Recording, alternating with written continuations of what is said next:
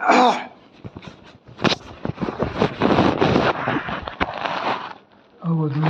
चिंतन श्री गुरुदेव.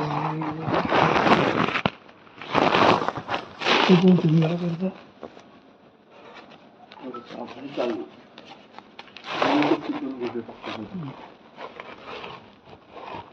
आज आपण सध्या वामनराज प्रकाशनची पुस्तकं वाचत आहोत.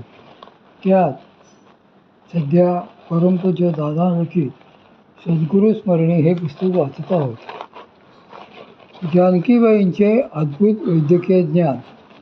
परमपूज्य श्री मामांच्या आजी जानकीबाई या अंगापिंडाने धिप्पाड व गोऱ्यापान होत्या. खंबीर मनाच्या आणि काळवेळ ओळखणाऱ्या होत्या. प्रसूतीशास्त्रातही त्यांचा हातखंड होता. नसरापूरला असताना त्या आपल्या अज्ञानाचा उपयोग गोरगरिबांसाठी, अडल्यानडल्यांसाठी करीत असत. मात्र कधीही त्याचा पैसा घेत नसत. उच्च नीच भेदभाव त्यांना मुळीच मान्य नसे. पुढे राघोपंत निवर्तल्यानंतर अत्यंत दक्षतेने आणि धीराने त्याच शेतीवाडी आणि घरादाराचा कारभार दस्तूरखुद बघत असत. नसरापूरला लोळे आडनावाचे एक कुटुंब होते. या घराण्याचे देशपांड्यांशी तात्विक मतभेद असत. त्यामुळे एकमेकांकडे येणे जाणे सहवास होत नसे. एकदा लोळ्यांची पत्नी बाळंतपणात आढळली म्हणून त्यांनी पुण्याहून खास व्हिक्टोरिया करून एक निष्णात मिशनरी नर्स आणली. तिने बरेच प्रयत्न केले पण मूल आडवे आले होते. ती म्हणाली, एकतर बाळ वाचेल नाहीतर बाळंतीण, दुसरा काही इलाज दिसत नाही. सर्वजण ते ऐकून चिंतेत पडले. इकडे गावातल्याच काही लोकांनी मध्यस्थी करून जानकीबाईंना राजी केले. त्यांनीही त्वरित जाण्याचा निर्णय घेतला. रीतीप्रमाणे त्यांनी जाऊन स्नान केले. पांढरे पर्वतीकाठी पातळ नेसल्या. देवापुढे जाऊन प्रार्थना केली. कपाळी भस्म लावले आणि लोळ्यांकडे गेल्या. आपले सगळे कौशल्य पणाला लावून त्यांनी मूल सरळ केले. बाईची सुखरूप प्रसूती झाली. पुढे घरी आल्यावर स्नानाआधी उरकून त्या ते पातळ दान करीत. त्याप्रमाणे केले. पुण्याहून आलेली ती मिशनरी नर्स आश्चर्यचकितच झाली. म्हणाली, तुमच्या गावात ही प्रत्यक्ष देवीच असताना आमच्यासारख्यांची गरजच काय? या प्रसंगाने लोळ्यांची वैरभावना संपली. प्रसंगावधानी जानकीबाई. अशा या जानकीबाई अतिशय प्रसंगावधानी होत्या. राघोपंतांच्या निधनानंतरही ही हकीकत आहे. एकदा आपल्याबरोबर आपल्या लहान मुलांना घेऊन नसरापूरहून त्या पायीच काही कामासाठी पुण्याला यायला निघाल्या. त्यांचे अप्रतिम लावण्य बघून काही लफंग्यांनी वाईट हेतूने रस्त्यात त्यांचा पाठलाग आरंभला. जानकीबाईंनी आलेला बागा प्रसंग ओळखला. पुढे त्या रस्त्यात शौचाचे निमित्त करून थांबल्या. गोड बोलून त्यांनी मुलांना त्या लफंग्यांच्याच ताब्यात सांभाळण्यासाठी दिले आणि आपण बहिर्देशासाठी म्हणून डोंगराकडे निघाल्या. त्या जे निघाल्या ते थेट कात्रजच्या बोगद्याच्या बाजूने डोंगर ओलांडून दुसऱ्या पलीकडच्या बाजूला आल्या. तिथल्या आजूबाजूच्या काम करणाऱ्या लोकांना त्यांनी हाका मारून गोळा केले. ती माणसे सोबत घेऊन त्या परत आल्या आणि शिताफीने त्या लफंग्यांना पकडून दिले.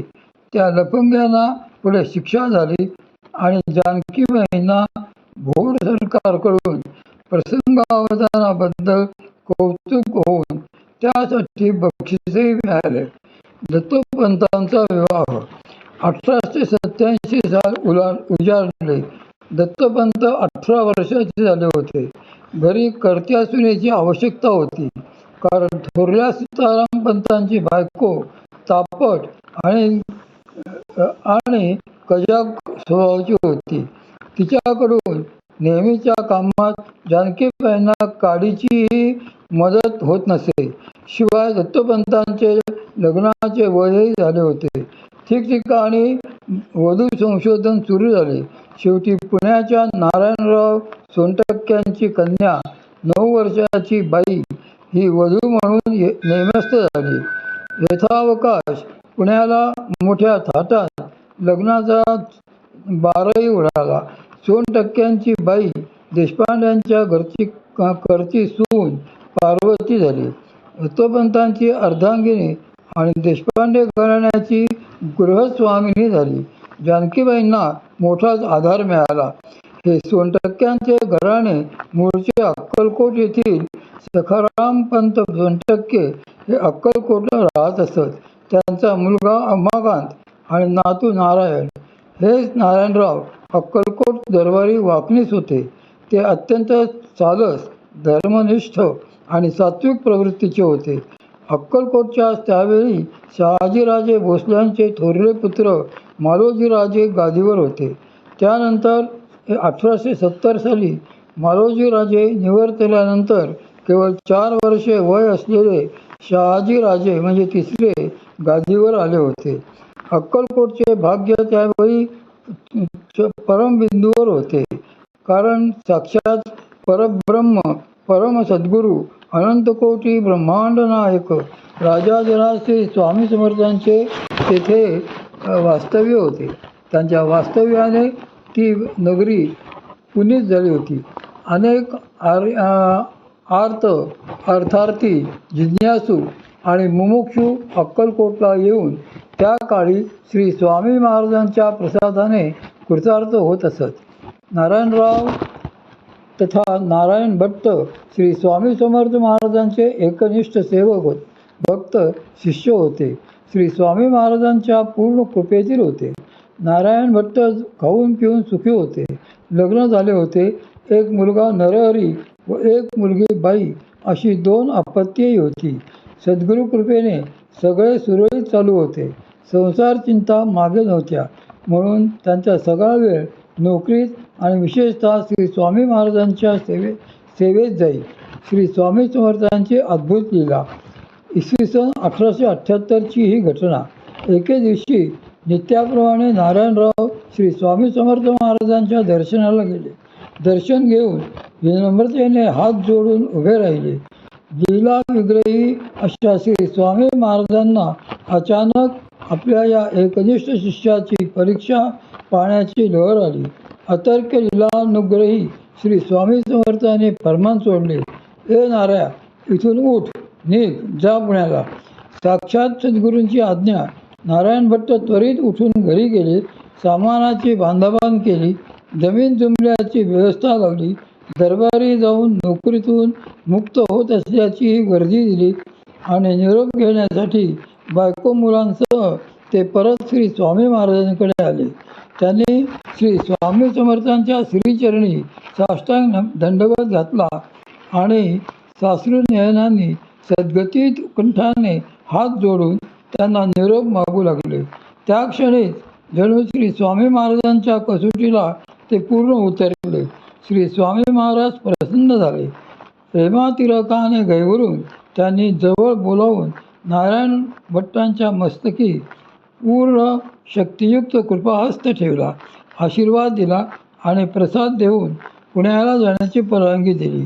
मग श्री स्वामी समर्थ महाराजांच्या पावनचरणी गैवरल्या अंतःकरणाने श्री नारायण भट्टांनी पत्नी व दोन्ही मुलांना घातले.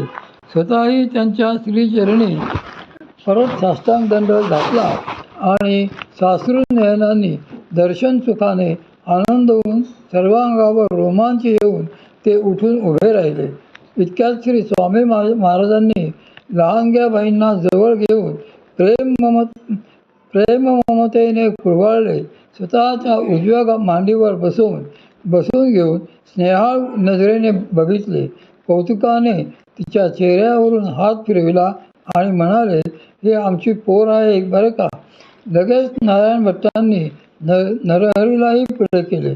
लहानग्या नरहरपंतांना स्वामी महाराजांनी जवळ बोलावून प्रेमाने कुरवाळून आशीर्वाद दिला. नारायण भट्टांना अपार आनंद वाटला, कृतकृत्यता वाटली. त्याच आनंदात असताना त्यांना श्री स्वामी महाराजांच्या कृपेने मुलांचे पुढचे आयुष्यही श्री महाराजांच्या सेवेत सार्थकी लागणार असल्याचे समाधान होऊन ते सद्गुरू प्रेम अनिवार्य होऊन अश्रू गाळत राहिले. मग व्यथित अंतःकरणाने नारायण भट्ट आपल्या सद्गुरूंचा निरोप घेऊन निघाले. डोळ्यातून अश्रुधारा वाहत होत्या. गायीपासून वासरू वियोगले की असे होते तसे दुःख त्यांना होत होते.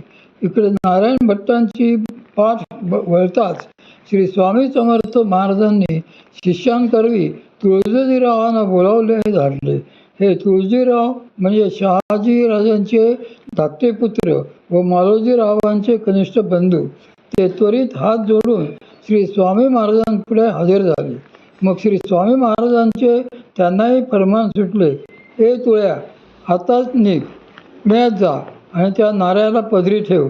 अनन्य शरणागत भक्ताच्या योगक्षेमाची काळजीही तेच सर्वज्ञ सर्वसमर्थ सद्गुरू वाहत असतात. आज्ञेप्रमाणे तुळोजीराजे खरोखरीच पुण्याला गेले. पुण्याला येताच त्यांनी नारायणरावांना बोलावणे धाडले. सर्व हकीकत सांगून त्यांना त्या दिवशीपासूनच त्यांनी जे आपले उपाध्याय आणि खाजगी कारभारी म्हणून नेमून टाकले ते अखेरपर्यंत. सद्गुरूंच्या शब्दाखातर सर्वस्वाला तिलांजली देणारा शिष्य आणि शिष्याच्या योगक्षेमाची मातृवत काळजी घेणारे लोकविलक्षण दयाधन सद्गुरू असा हा समसंयोग खरेच अद्भुत म्हटला पाहिजे. येथे नमूद करण्यासारखी एक विशेष बाब म्हणजे परमपूज्य श्री नारायण भट्ट महाराजांना असा त्वरित उदार आश्रय देऊन त्यांचा परमार्थही सुलभ करणाऱ्या या स्वामी भक्त तुळोजीरावांचे अपार ऋण श्री नारायण भट्ट महाराज आयुष्यभर मानित असत. ते व त्यांचे चिरंजीव व परमपूज्य श्री नरहरपंत या तुळोजीराजांचे वार्षिक श्राद्ध पुण्यस्मरण करण्यास हयातभर कधीच चुकले नाहीत. या प्रेमाला निष्ठेला खरोखरीच उपमा सापडणार नाही. बाईवर श्री स्वामी समर्थांची पूर्ण कथा. श्री नारायण भट्ट पुण्यात हळूहळू सद्गुरू आज्ञेप्रमाणे स्थिरस्थावर झाले. पुढे यथाकाल त्यांना तिसरे अपत्यही झाले. थोरले नरहरपंत तथा दादा, मधल्या बाई तथा पार्वती देवी आणि या धाकट्या माई तथा सीताबाई. बाईचा जन्म 1877 सालचा. धाकट्या माईच्या जन्मानंतर काही कालाने नारायण भट्टांचे कुटुंब निवर्तले. सगळी जबाबदारी नारायण भट्टांवरच पडली. पण मुलांच्या संगोपनात त्यांनी काहीच कसूर ठेवली नाही. घरात या सात्विकता शांतता होती. परमार्थ कुशल वडिलांच्या आदर्शामुळे मुलांवरही बालपणापासूनच आध्यात्मिक संस्कार होऊ लागले. पुण्याला बिऱ्हाड केल्यापासून नारायण भट्ट महाराज साधनेतच अधिक काळ व्यतीत करू लागले. श्री स्वामी महाराजांनी लौकिकदृष्ट्या देहत्याग शके 1800 चैत्रवद्य त्रयोदशी मंगळवारी सायंकाळी म्हणजे 1878 सालीच केला. तदनंतर नारायण भट्टांनी श्री स्वामी महाराजांच्या आज्ञेनेच एके दिवशी शिवमुहूर्त बघून नरहरपंतांना आणि बाईंना विधीपूर्वक परंपरेने आलेली स्वामीकृपेची शक्तिपात दीक्षा देऊन कृतार्थ केले.